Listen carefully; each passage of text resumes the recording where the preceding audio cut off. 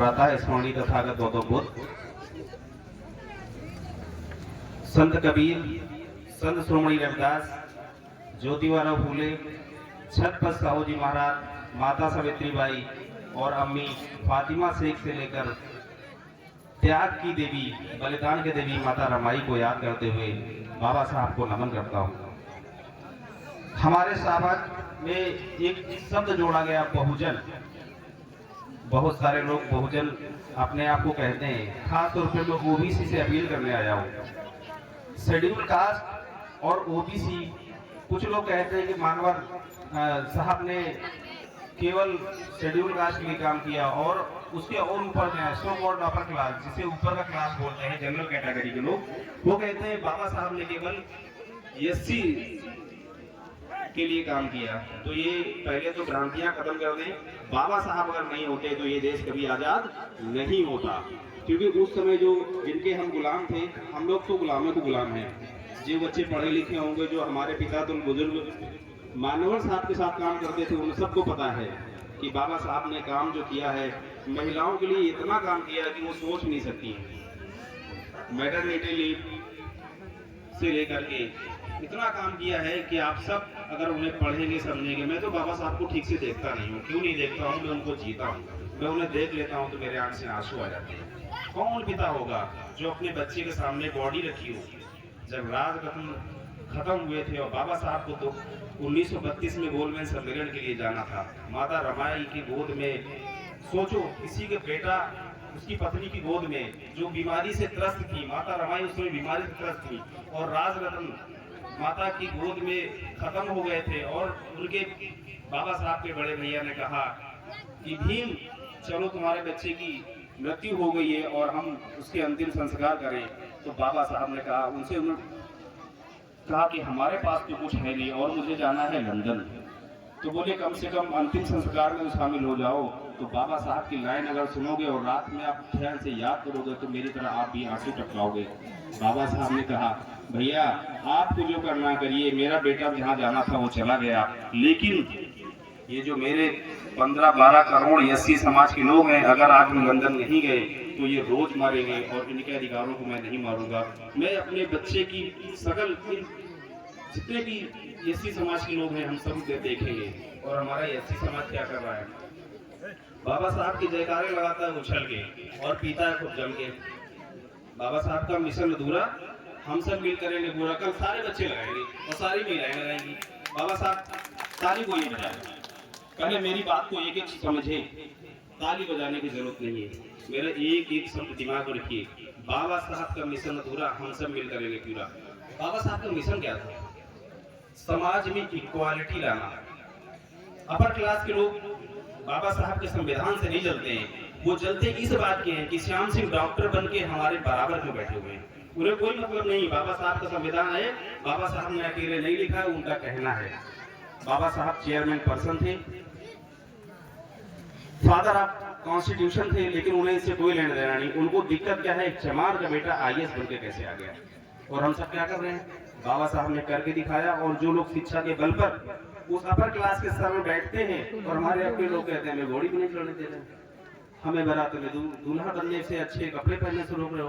बाबा साहब ने कहा, शिक्षा से इन्हीं का वह दूध है जो पिएगा दहाड़ेगा। एक बार आप आईएएस बन जाओ, ब्राह्मणों के, ठाकुरों के और वैश्य के सर पे नाचो, आपको कोई रोक नहीं पाएगा।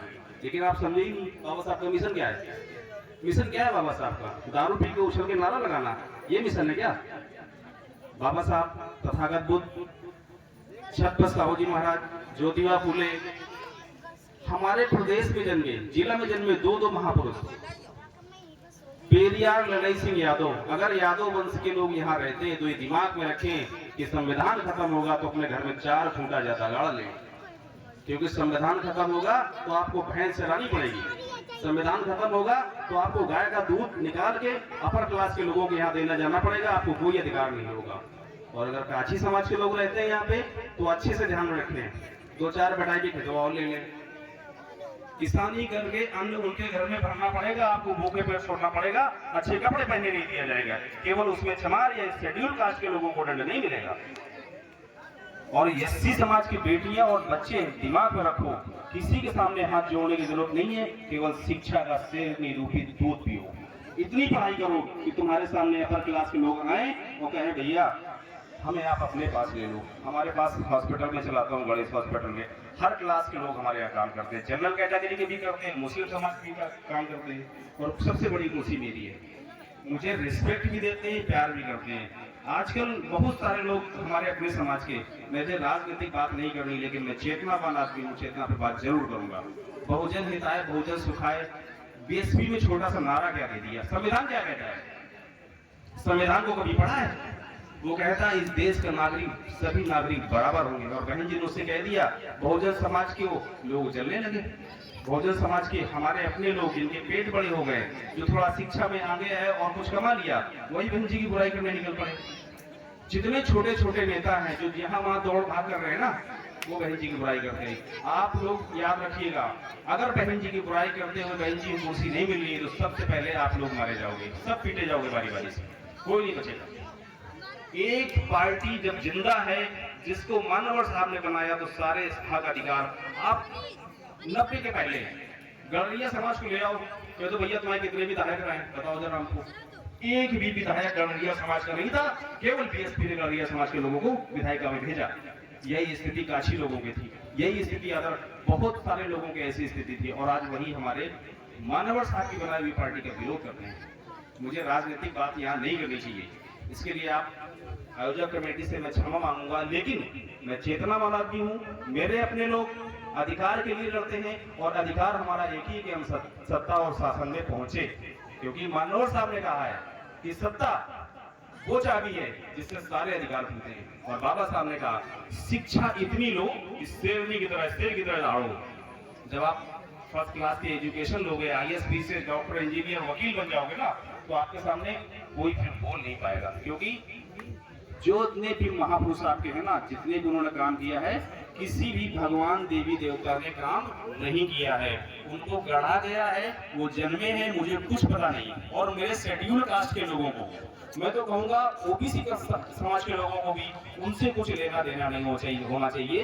तुम्हारे पास खुद इतने महापुरुष हैं, ललई सिंह यादव, कभी पढ़िए यादव समाज के लोग कि ललई सिंह यादव ने अपनी खेती बेच दी और सिद्ध किया कि भगवान राम का नाम का व्यक्ति कोई भी इस भारत में पैदा नहीं हुआ। ये श्याम सिंह नहीं कह रहे हैं, ये ललई सिंह यादव ने सुप्रीम कोर्ट में सिद्ध किया। मेरी कोई औकात नहीं, मैं कुछ हुई नहीं।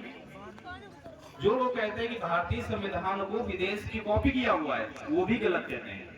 मैं आपको बताता हूँ, तथागत बुद्ध को पढ़िएगा, तथागत बुद्ध, संत कबीर को पढ़िएगा। कबीर साहब ने क्या कहा? कबीर साहब ने कहा काखर पाते हर मिले तो मैं पूजू पहाड़। ठीक है, ब्राह्मण या जो भी पुजारी लोग हैं उनको बड़ा खराब लगा, तो उन्होंने कहा भैया मस्जिद बना के बहुत देर से जाते, अल्लाह क्या पैदा हो गया है। उन्होंने किसी को नहीं छोड़ा। उसके बाद आप संत कबीर श्रोमणी रविदास पे आइए, उन्होंने कहा ऐसा चाहूं राज में जहां सबन को मिले अन्न, ऊंच नीच सब बसे, रविदास रहे प्रसन्न। इन तीन महापुरुषों को पढ़ के बाबा साहब ने संविधान का गठन किया है, कहीं विदेश से कॉपी नहीं किया है। जैसे अल्फा बीटा इंडिया में पढ़ाया जाता है, अल्फा बीटा दुनिया के किसी भी कोने में पढ़ाया जाता है, उसी तरह आईपीसी की जितनी धाराएं हैं, अगर 302 मर्डर की धारा यहाँ है तो फॉरेन में भी है। और गधे चिल्लाते हैं कि बाबा साहब ने कॉपी कर लिया। बाबा साहब को जब पढ़ लोगे ना तो बाबा साहब की बुराई करना बंद कर दोगे। बाबा साहब ने भारत को बनाया, बाबा साहब ने भारत के संविधान को ही नहीं, आरबीआई का गठन किया। इतने सारा कुछ दे गए हैं कि इस देश का अपर क्लास हो या लोअर क्लास हो, रोम रोम कर्ज में डूबा हुआ है। मैं बहुत ज्यादा समय नहीं लूंगा।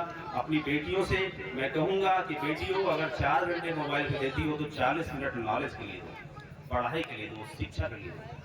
आपको अगर लगता है कि देवी को पूजने से हमें कुछ मिल जाएगा तो बेटा नहीं मिलेगा। आप गुरुजी हमारे सावित्रीबाई फुले के बारे में बहुत अच्छा बताया होगा। सो कॉल्ड अपर क्लास के लोगों ने उनको ज्ञान नहीं फेंका, गंदी नाली का कीचड़ पर फेंका। और माता सावित्रीबाई ने कहा नहीं, मुझे मंदिर नहीं जाना है, मुझे स्कूल कॉलेज बनाना है। अगर उस समय 18वीं सदी में माता सावित्री बाई शिक्षा के इतना काम करती हैं। हमारे यहाँ बेटियां ले लेती हैं ढोलक या मोबाइल, उसी में लगी रहती हैं। भैया ऐसे हो थोड़े ना बाबा साहब का मिशन पूरा होगा।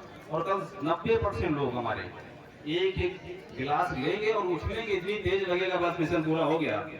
बाबा साहब के मिशन को समझने की जरूरत है, पढ़ने की जरूरत है। और आप सबसे मैं कहूँगा कि आप सब कल अच्छे से बाबा साहब का जन्मदिन मनाएं। कम से कम 5-5 कैंडल हर घर में जलाएं। लगना चाहिए कि बाबा साहब सिंबल ऑफ नॉलेज है। रोशनी का दीपक जलाएं, शिक्षा का दीपक जलाएं। इसी के साथ अपने शब्दों को मैं खत्म करूंगा। नमो बुद्धाय।